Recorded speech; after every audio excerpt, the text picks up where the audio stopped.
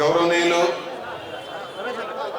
మన పార్టీ రాష్ట్ర పెద్దలు శ్రీ సజ్జల రామకృష్ణారెడ్డి గారికి పవర్ఫుల్ స్పీచ్ ఇచ్చి ఈరోజు మనందరినీ కూడా ఉత్తేజపరిచిన సభాధ్యక్షులు శైలజానాథ్ అన్న గారికి, జిల్లా అధ్యక్షులు అనంత వెంకటరామరెడ్డి అన్న గారికి, అదేవిధంగా ఉషశ్రీ చరణ్ గారికి, మన అబ్జర్వర్ నరేష్ అన్న గారికి, అదేవిధంగా వేదిక మీద ఉన్న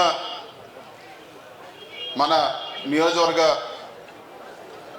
కోఆర్డినేటర్ గారికి, అదేవిధంగా ఈరోజు ఈ కార్యక్రమానికి విచ్చేసిన మన పార్టీ నాయకులకు, పార్టీ అభిమానులకు అందరికీ కూడా పేరు పేరున నమస్కారం. అనంతపూర్ జిల్లా అంటేనే మామూలుగా ఒక మాట ఉంది, ఏ ప్రభుత్వం వస్తుందో అనంతపూర్ జిల్లాను చూస్తే చాలు రేపు ఏ ప్రభుత్వం వస్తుందో అని చెప్పి అందరూ కూడా చెప్తారు. ఈరోజు ఈ మధ్యలోనే ఒక సంవత్సరం అయిన తర్వాత తెలుగుదేశంకు అనుకూలంగా ఉండే సర్వే చేసేవాళ్ళు వాళ్ళ వీడియోలు కొన్ని చూడడం జరిగింది. కేకే సర్వే అని, రైజ్ అని, రకరకాలు తెలుగుదేశం గెలుస్తాయని ఇచ్చిన వాళ్ళే వాళ్ళన్నీ కూడా సర్వేలు రిలీజ్ చేయడం జరిగింది. వాటన్నిటిలో ఒకటే చెప్తా ఉన్నారు, ఈరోజు ఎలక్షన్ పెడితే రాయలసీమ అంతా కూడా ఊడ్చుకొని పోతుంది తెలుగుదేశం పార్టీ. ఈరోజు ఎలక్షన్ పెడితే 70 నియోజకవర్గాల్లో ఎమ్మెల్యేలు గెలిచే పరిస్థితి లేదని చెప్పి. ఎందుకు ఈ విధంగా అయిపోయింది? ఒక సంవత్సరంలోనే మామూలుగా ఒక ప్రభుత్వానికి చెడ్డ పేరు 3 సంవత్సరాల్లో రావాలి కదా, ఒక సంవత్సరంలోనే ఎందుకు ఇట్లా అయిపోయిందని వింటే వాళ్ళు చెప్పేది ఏమంటే ప్రతి ఒక్కరు కూడా సెటిల్మెంట్లు, ఎవరు ఎక్కడ లేఅవుట్ వేసినా ఆడ డబ్బులు వసూలు చేయడము, బియ్యము, మట్టి, ఇసుక, మద్యము అన్నీ కూడా ఈరోజు సెటిల్మెంట్లు చేసే పరిస్థితి, ప్రజలను వదిలేసినారు. మరి ఇంకా చంద్రబాబు నాయుడు, లోకేష్ ఏం చేస్తా ఉన్నారో చూస్తే వాళ్ళు రోజు దేవుని తలుచుకుంటారో లేకపోతే వాళ్ళ కుటుంబ సభ్యుల్ని పెద్దల్ని తలుచుకుంటారో లేదో కానీ రోజు జగన్ జగన్ జగన్ అనందే వాళ్ళకి అన్నం ముద్ద దిగదు, నిద్ర పట్టదు. మీరు ఏం మంచి పని చేసినారు ఈరోజు రాష్ట్రానికి, మీరు ఏం మంచి పని చేసినారు, మీరు హామీలు ఏమి ఇచ్చారంటే జగన్ జగన్ జగన్ అంటారు. అయ్యా మీరు వచ్చే సంవత్సరం ఏం చేయబోతారు? ఫీజులు లేదు, హాస్పిటల్లో ఈరోజు పేషెంట్లు ఇబ్బంది ఉంటే జగన్ జగన్ అని చెప్పి వాళ్ళకి ఒక్క మాట చెప్తే ఈరోజు ఎంత భయపడతా ఉన్నారో ఈ ఒక్క ఉదాహరణే మనం గుర్తుపెట్టుకోవాల్సిన అవసరం అని చెప్పి కూడా తెలియజేస్తా ఉన్నాను. ఈరోజు రాష్ట్ర వ్యాప్తంగా రైతుల పరిస్థితి అత్యంత దారుణంగా ఉంది. ఎక్కడన్నా కానీ ఈరోజు చేపలు పెంచితే అక్కడ కూడా రేట్లు పడిపోయినాయి. అంతా సిండికేట్ అన్నారు, సిండికేట్కు తెలుగుదేశం సపోర్ట్ చేస్తా ఉంది. వరి ఈరోజు ఎక్కడ కూడా వడ్లకు కానీ బియ్యం కానీ రేట్లు పడిపోయినాయి. మామిడి రైతులు ఎప్పుడు నేను వినలా 2 రూపాయలు, ఈరోజు 2000 రూపాయలు టన్ అని చెప్పి 2 రూపాయలు కిలో అని చెప్పి ఈరోజు కింద పారబోసే పరిస్థితి. ఈరోజు పాడి రైతులు కూడా 4-5 రూపాయలు రేట్లు పడిపోయిన పరిస్థితి. ఏ ఒక్క రైతు కూడా సంతోషంగా లేరు. ఎక్కడ కూడా మద్దతు ధర ఇస్తాం, అది ఇస్తామని మాటలు చెప్తారు తప్పితే ఎక్కడ కూడా వాస్తవంగా రైతులకు మేలు జరిగిన పరిస్థితి ఎక్కడ కూడా రాష్ట్ర వ్యాప్తంగా లేదు. రాష్ట్రంలో ఉండే పాపులేషన్లో 65% రైతులే ఉండరు.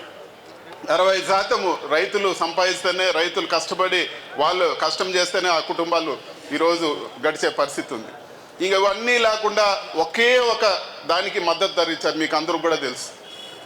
చంద్రబాబు నాయుడు గారు ఒకరోజు ఈ మధ్యలోనే చూసినాను, ఎవరైతే మద్యం అమ్ముతా ఉన్నారో వాళ్ళందరూ నష్టపోతా ఉన్నారు, వాళ్ళకు రేట్లు పెంచి నేను మద్దతు ధర ఇస్తానని చెప్పి ఆయన చెప్పడం జరిగింది. ప్రతి ఒక్క ఇది వాస్తవమా కాదా అని చెప్పి కూడా నేను మిమ్మల్ని అందరూ కూడా అడుగుతా ఉన్నాను. ఒకటి వాళ్ళ సిండికేట్లు, వాళ్ళ కార్యకర్తలు, వాళ్ళ నాయకులు మద్యం నడుపుతా ఉన్నారు కాబట్టి వాళ్ళకొక్కటి కరెక్ట్గా రేట్లు పెంచి ఎక్కడ కూడా ఈరోజు నష్టం లేకుండా జరుగుతున్న ఒక వ్యాపారము ఈరోజు లిక్కర్ షాపులు, బెల్ట్ షాపులు అని చెప్పి కూడా మనం అందరూ కూడా గుర్తుపెట్టుకోవాలి. రైతుల్ని గాలికి వదిలేసినారు, అన్నీ కూడా వదిలేసినారు. ఎక్కడ కూడా ఈరోజు ప్రజలకు కావాల్సిన పనులు కానీ ఇంకోటి కానీ ఎక్కడ కూడా చేయడం లేదు. ఇంకా కూడా దారుణమైన పరిస్థితి ఏమంటే పూర్తయిన హాస్పిటల్, ఈరోజు పెనుగొండలో హాస్పిటల్ పూర్తయిపోయింది, దాని పక్కన పారేసినారు. 30 కోట్లు 40 కోట్లు పెడితే ఈరోజు హాస్పిటల్ రన్ అయ్యే పరిస్థితి ఉంది. ఇంకా కూడా చాలా రోడ్లు కానీ ఇంకా కూడా డెవలప్మెంట్ యాక్టివిటీస్ అన్నీ కూడా ఆపేశారు. చూస్తే అప్పు ఎప్పుడూ లేనంత అప్పు కూడా చేశారు. ఈ డబ్బులంతా ఎక్కడికి పోతుందంటే వాళ్ళ రియల్ ఎస్టేట్ వ్యాపారం, అమరావతి అని చెప్పి ఇప్పుడు 50,000 ఎకరాలకి ఇప్పుడు 1,00,000 కోట్ల అప్పు కావాలంటే ఇంకొక 50,000 ఎకరాలు తీసుకొని ఇంకొక 1,00,000 కోట్ల అప్పు చేస్తూ ఉన్నారు. ఇది దారుణమైన పరిస్థితి. రాష్ట్రం అంతా కూడా సమానంగా చూడాలా.